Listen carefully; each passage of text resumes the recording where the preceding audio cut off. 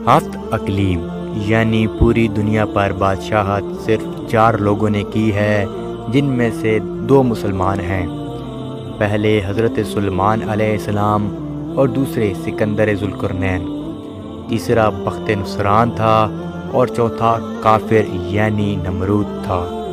اب تاریخ اسلام میں ہم صرف نمرود ہی کا ذکر کریں گے، کیونکہ یہ اس دور کا بادشاہ تھا جب حضرت ابراہیم علیہ السلام پیدا ہوئے، اور حضرت ابراہیم علیہ السلام کا ذکر ہم صرف اس لیے کریں گے کیونکہ اسلام کی اصل تاریخ ابراہیم علیہ السلام ہی سے شروع ہوتی ہے۔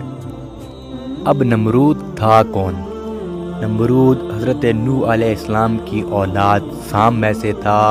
اس کی بڑی قوت اور شان و شوکت تھی، پر تھا کافر۔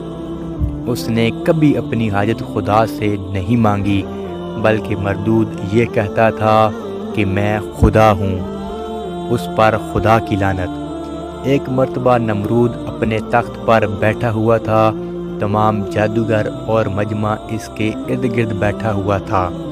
اس نے پوچھا کہ کیا بات ہے، آج پریشان نظر آتے ہو؟ تو انہوں نے جواب دیا کہ مشرق سے ایک عجیب ستارہ نکلا ہے۔ نمرود نے پوچھا کیسا ستارہ؟ جادوگروں نے اس کو بتایا کہ ایک لڑکا 3 دن میں باپ کے سلب سے ماں کے رحم میں داخل ہوگا اور وہ بڑا ہو کر تیری بادشاہت کو ختم کر دے گا۔ اس نے فوراً حکم دیا کہ آج سے کوئی بھی عورت اپنے مرد کے پاس نہیں جائے گی۔ اب نمرود کا ایک چوکیدار تھا جو پوری رات ایک ہاتھ میں شمع اور دوسرے ہاتھ میں ننگی تلوار لیے اس کی حفاظت کرتا تھا، جو اصل میں ابراہیم علیہ السلام کے والد تھے، جو کہ حکم خدا تھا، اور نمرود کو اس کی خبر دینے کے باوجود خدا نے یہ کام نمرود کے سب سے خاص چوکیدار سے کروایا، وہ بھی نمرود ہی کے گھر میں۔ ہوا کچھ یوں، جب ابراہیم علیہ السلام کی والدہ کو حکم خدا سے خواہش ہوئی تو وہ اپنے خاوند کے پاس چلی گئیں۔ جب ان کی نظر آپس میں ملی تو شہوت نے غلبہ پایا، لیکن ابراہیم علیہ السلام کے والد نے کہا کہ میرے ہاتھ بندھے ہوئے ہیں، ایک ہاتھ میں شمع ہے تو دوسرے ہاتھ میں ننگی تلوار۔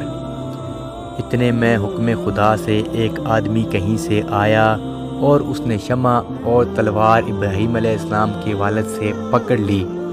پھر میاں بیوی نے نمرود ہی کے گھر میں مباشرت سے فراغت پائی اور نمرود کو خبر تک نہ ہوئی۔ جب اگلے دن نمرود نے تخت لگایا تو اس نے اپنے منجموں سے کہا کہ اپنے اپنے علم سے پتہ کرو، کہیں وہ لڑکا ماں کے رحم میں داخل تو نہیں ہوا؟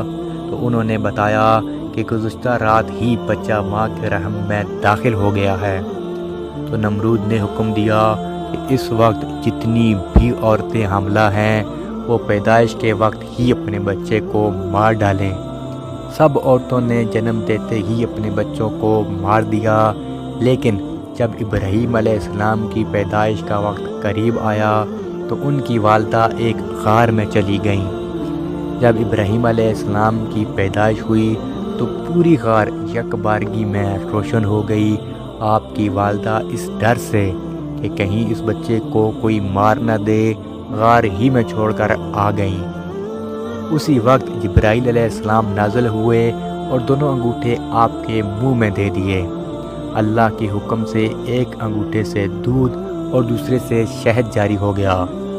ابراہیم علیہ السلام اسی غار میں رہے۔ آپ کی والدہ جب ادھر آتی تو اپنے بچے کو پرورش پاتا دیکھ کر حیران ہوتی۔ جب وہ غار سے باہر نکلتی تو ایک پتھر حکم خدا سے غار کے منہ کے آگے آ جاتا اور راستے کو بند کر دیتا۔ اسی طرح 7 سال گزر گئے۔